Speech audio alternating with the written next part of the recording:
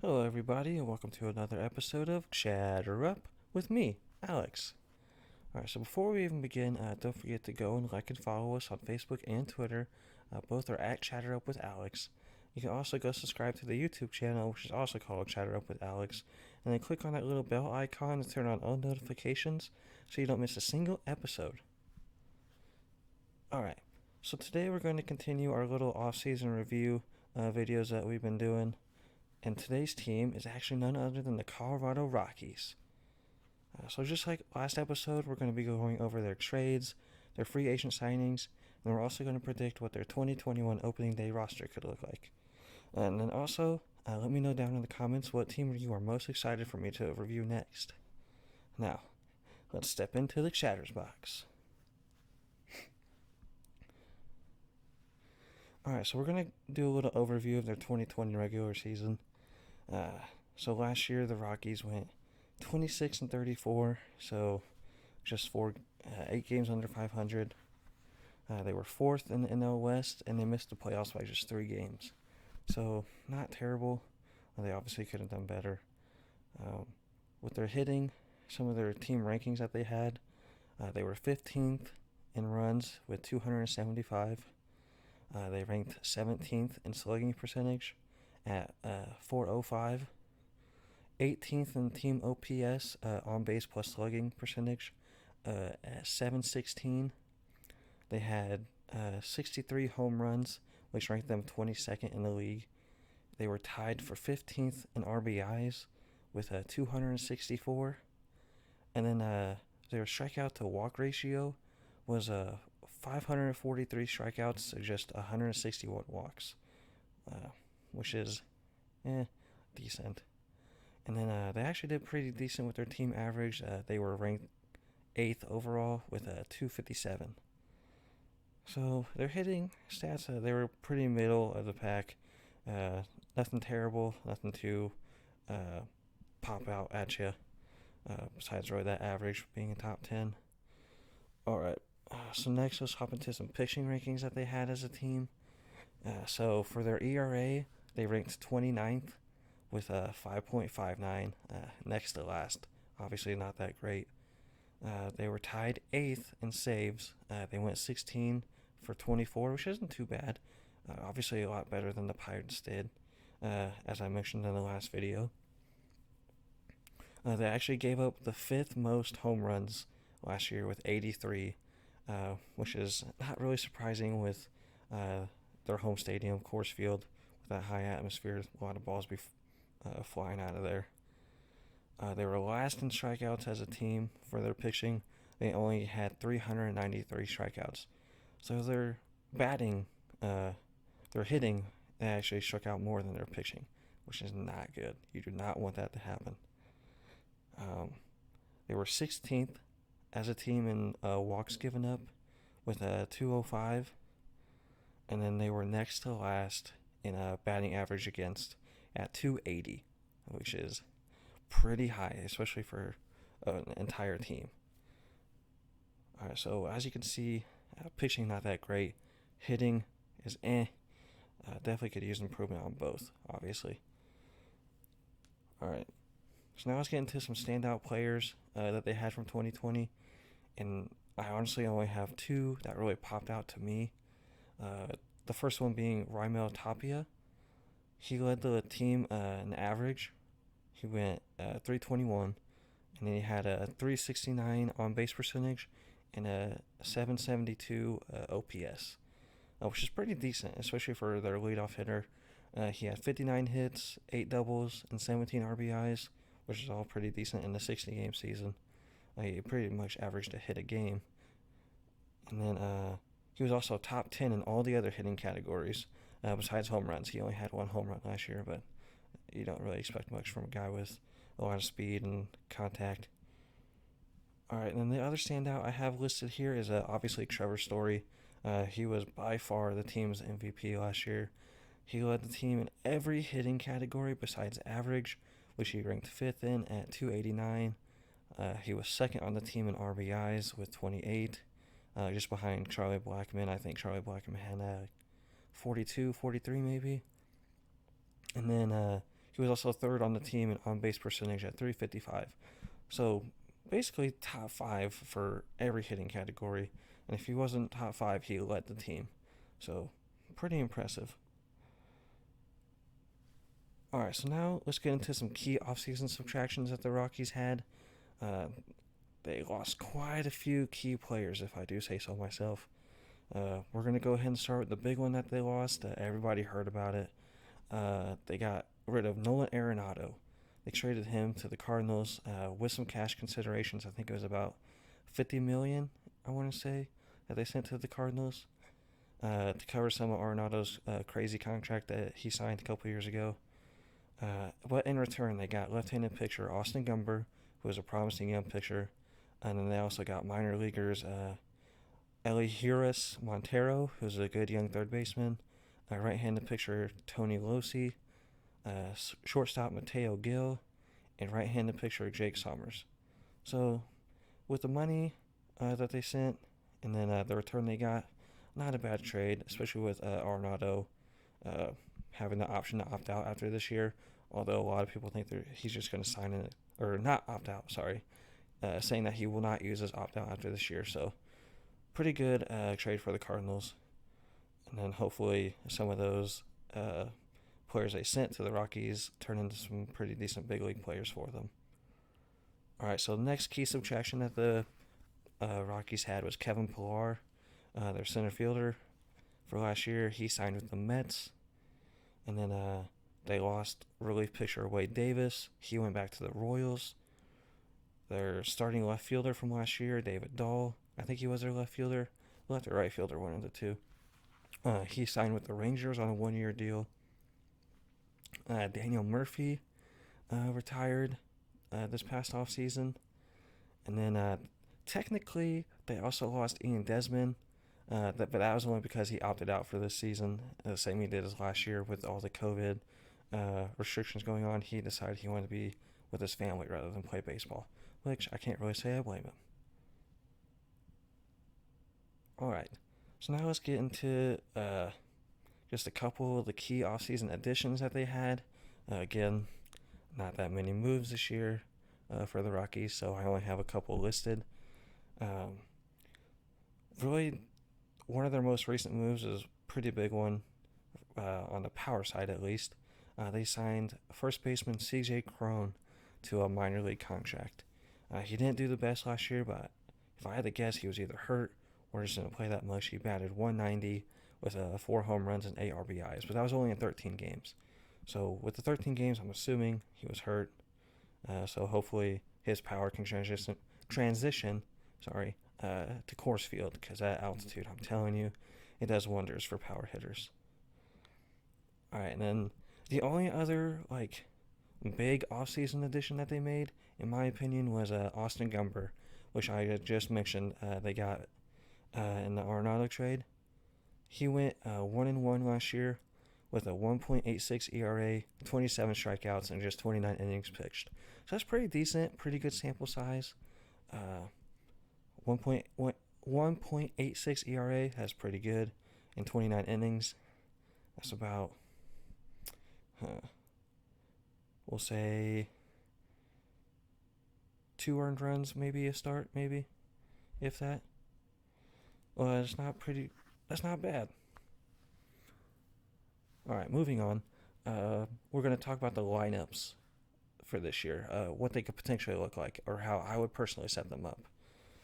So without the DH, I would have Raimel Tapia leading off playing left field. In the 2-hole, I would put Trevor Story at shortstop. Batting third, I would have Charlie Blackmon playing in right field.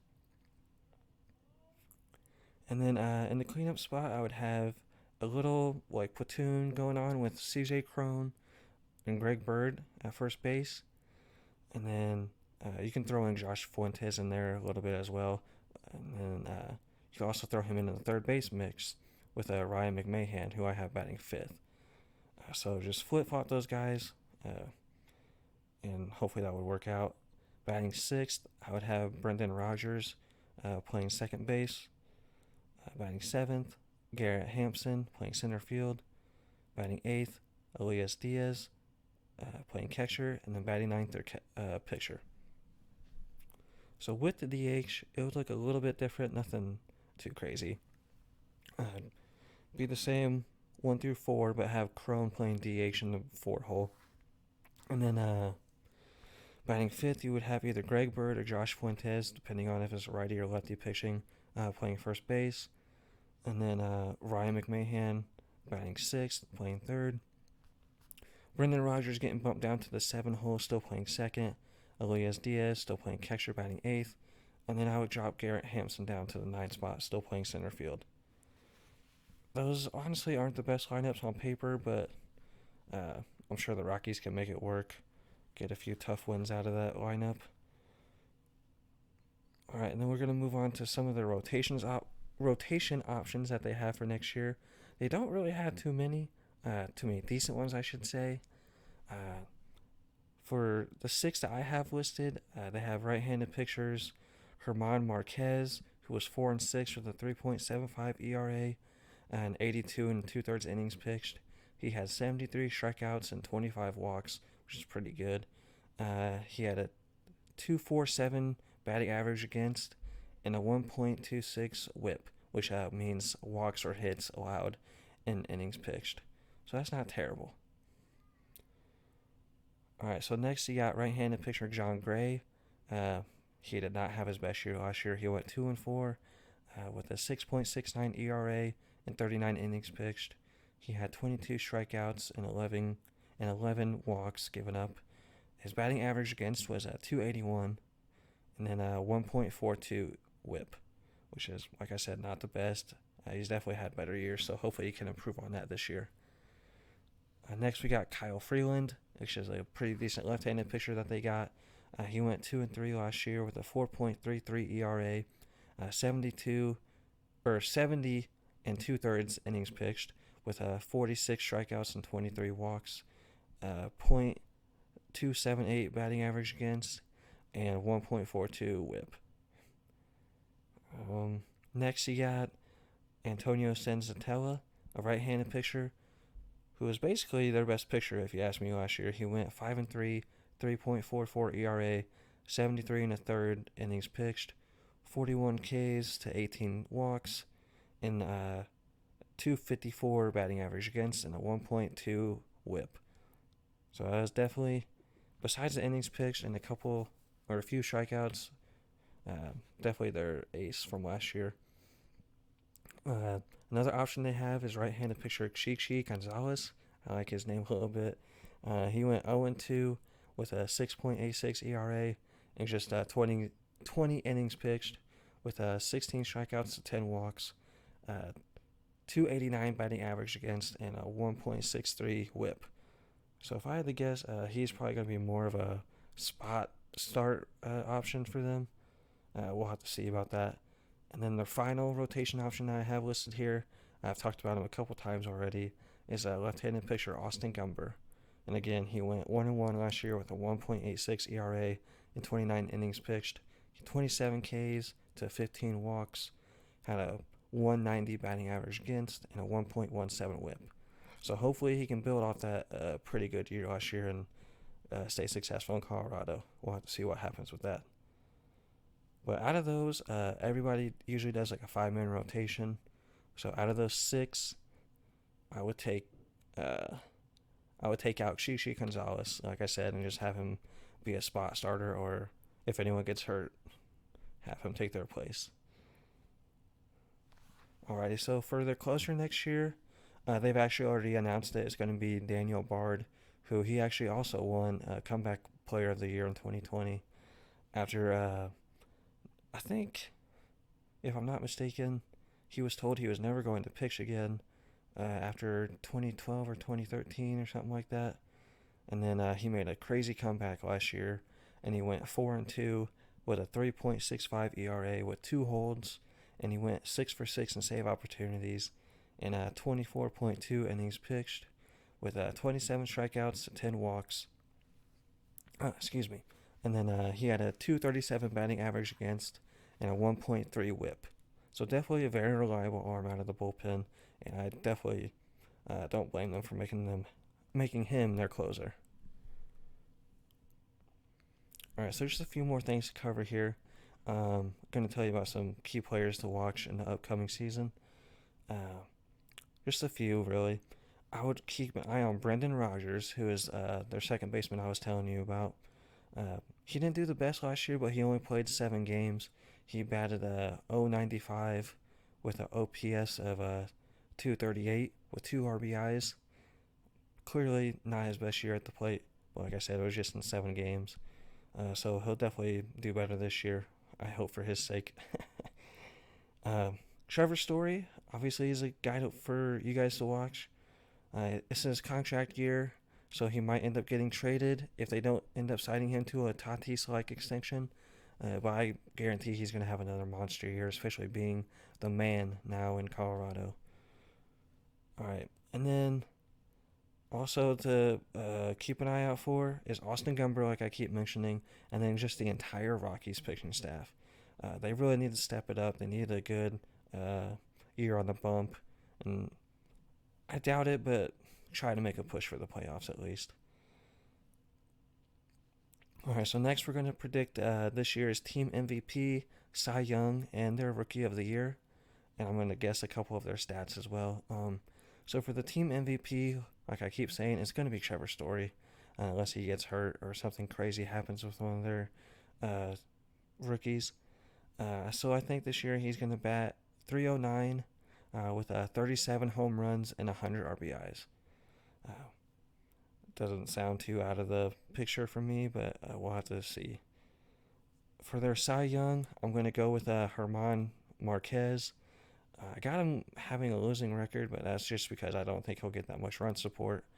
I think he's going to go 10-14 with around a 3.5 ERA, and then I think he'll get around 180 to 200 strikeouts. And then finally, for their Rookie of the Year, it's going to be Austin Gumber. And if you guys can think of anyone else, please let me know down in the comments.